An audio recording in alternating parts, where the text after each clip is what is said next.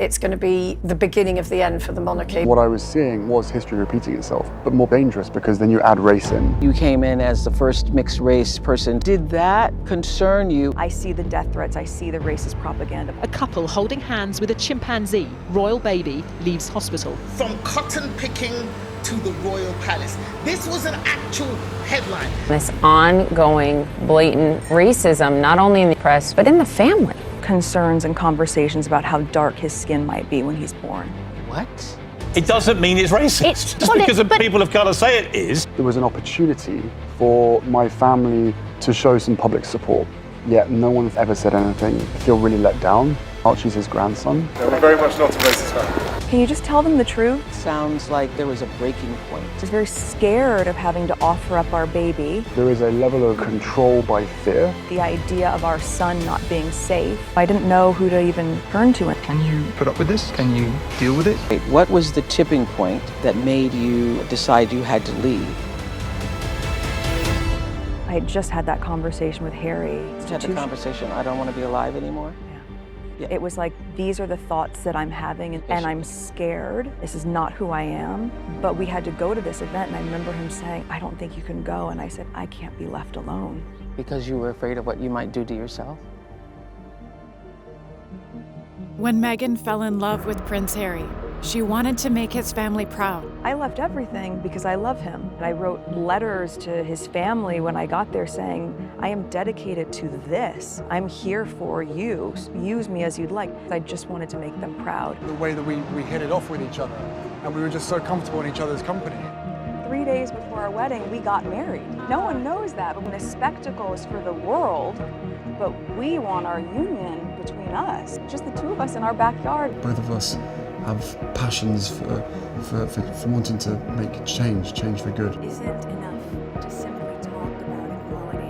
One must believe in it. Meghan seemed to embrace her new royal role with confidence. You came in as the first mixed race person to marry into the family. Growing up as a woman of color, I know how important representation is. How inclusive is that you can see someone who looks like you in this family. But no matter how hard she tried, it was never good enough.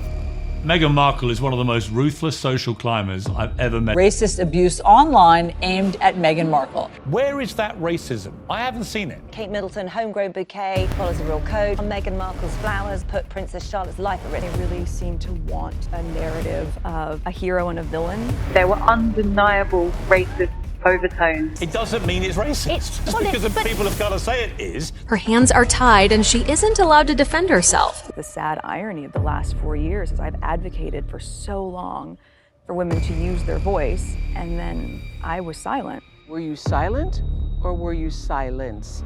And when she became a new mom, she was desperate to protect her son from the hate. When you have a newborn, it's a lot. You add this on top of just trying to be a new mom. I was very scared of having to offer up our baby. I see the death threats, I see the racist propaganda. But behind the palace walls, the story was even darker. They were saying they didn't want him to be a prince. We had heard that it was you and Harry who didn't want Archie to have a prince title. That's really symbolic of the way Harry and Meghan want to raise him. He is not HRH, he is not a prince. You're telling me that is not true? No, it's the idea of the first member of color in this family not being titled in the same way that other grandchildren would be. We had in tandem the conversation of he won't be given security, he's not going to be given a title, and also concerns and conversations about how dark his skin might be when he's born. What? With not only attacks on her, but now her baby, Meghan began to spiral. Can you put up with this? Can you deal with it? Would it be fair to say not really? Okay, it's really been a struggle. Yes. I really tried to adopt this British sensibility of a stiff upper lip. What that does internally is probably really damaging. Sounds like there was a breaking point.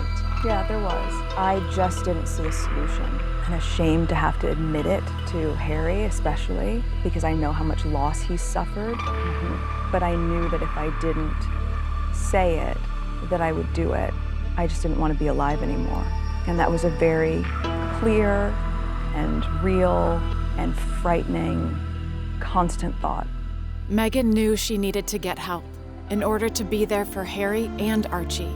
Did you ever think about going to a hospital? That's what I was asking to do. I needed to go somewhere to get help, so that I've never felt this way before, and I was told that I couldn't. When I joined that family, that was the last time that I saw my passport, my driver's license, my keys. All that gets turned over. But she wasn't the first mom the royals tried to silence. What I was seeing was history repeating itself, definitely far more dangerous. And when I'm talking about history repeating itself, I'm talking about my mother. So I can't begin to imagine what it must have been like for her going through this process by herself. Diana was seen as a great danger to the royal family. Charles and the Queen cut her adrift.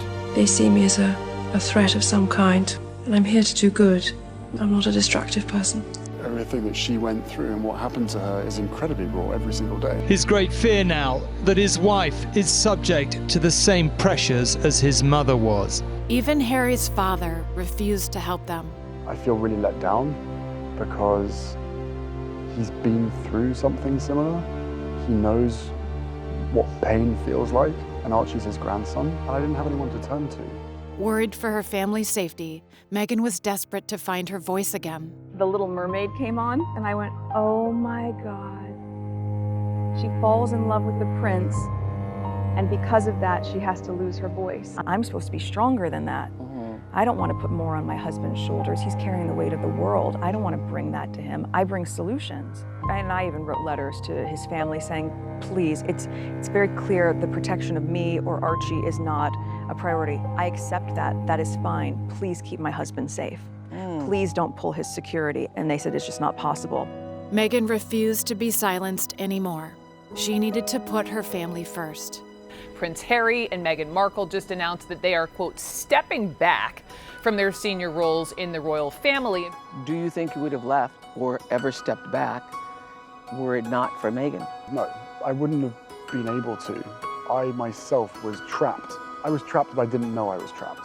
It's not enough to just survive something. That's not the point of life.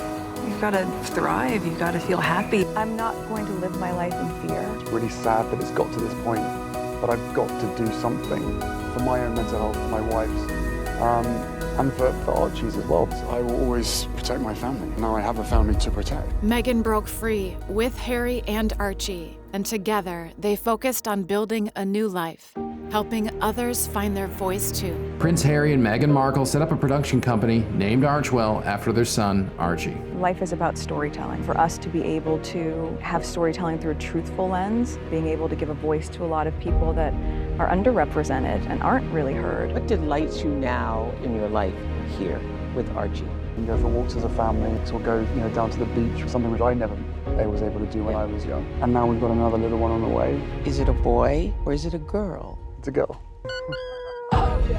So your story with the prince does have a happy ending. I'm so proud of my wife. Do you think in some way she saved you? Without question, she saved me. We've actually not just survived, but are thriving. And this is, in some ways, just the beginning for us. Always remember to put others' needs above your own fears.